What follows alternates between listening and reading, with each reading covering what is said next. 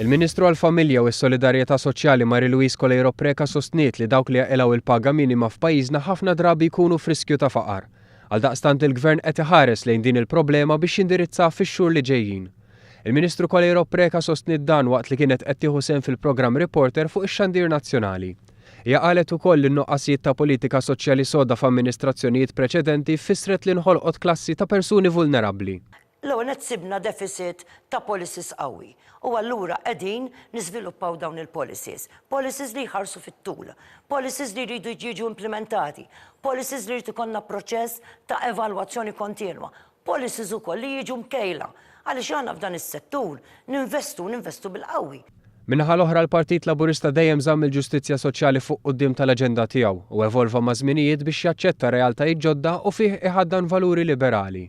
Ja saħqet fuq il-bżonn li l-politika adottata tkun effettiva.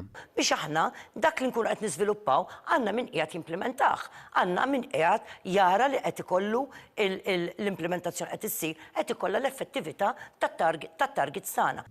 Hija assigurat ukoll li kif imwiet il-Gvern mhux se jolli l-età tal-pensjoni lil hinn mill-età ta' 65 sena kif qiegħda bħalissa.